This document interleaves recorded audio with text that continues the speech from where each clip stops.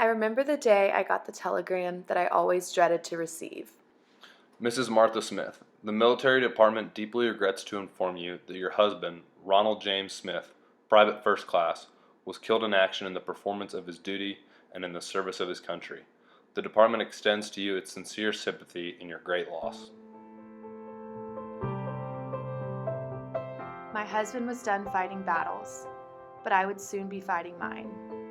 The time after Ronald's death showed me that not all battles are fought overseas. My name is Martha Smith, and this is my story about what I experienced during the Second World War.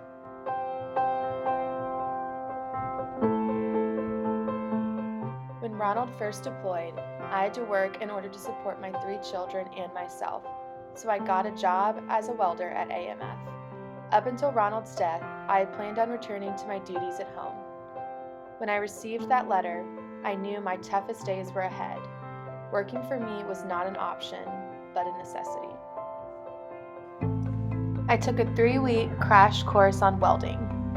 1 week was spent on horizontal, another on vertical, and the last on overhead. However, none of the training taught me, or any of the other women, how to weld from unusual angles and positions. Also, there was nothing that could prepare us for the excruciating noise of machinery and welding going on in the ship. I had some hope, though. AMF contracted with the government and offered good wages, hours, working conditions, and even provided childcare. I had to take everything day by day. I would wake up at 5:30 a.m. every day to get my kids ready for school and myself ready for work. I'd arrive at 7 a.m., grab my tools, and get to work.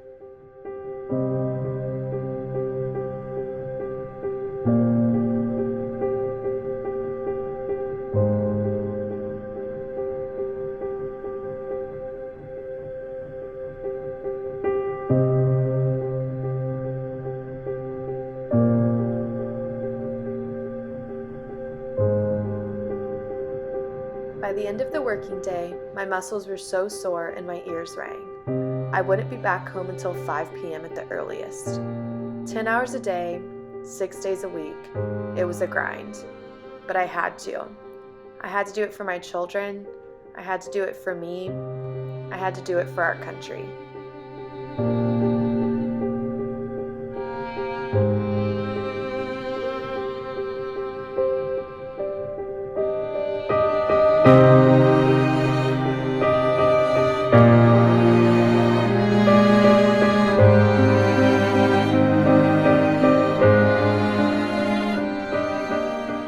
The 95 cents an hour made a huge difference for paying for the children, though.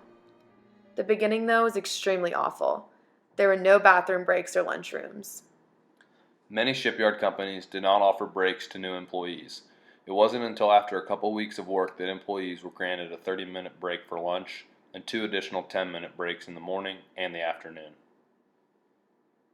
Every day was a constant battle to not allow the stress and pressure to get to me. I was worrying about the kids and how they were handling the war and the loss of their father. But I had to stay focused on my work. A simple welding error could be disastrous on the front lines. I struggled to balance my role as a mother, a housekeeper, and a breadwinner.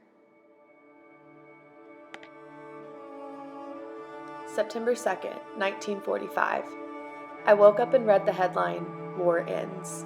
I was so happy that the killing and violence had come to an end. I still walked into work that day as usual. When I arrived, Sally, Joanne, Mary Lynn, and some of the other women were standing outside the factory with a look of confusion painted on their faces. We were dismissed, like useless rags. Our male replacements were already at our stations. I had to find a way to survive once again.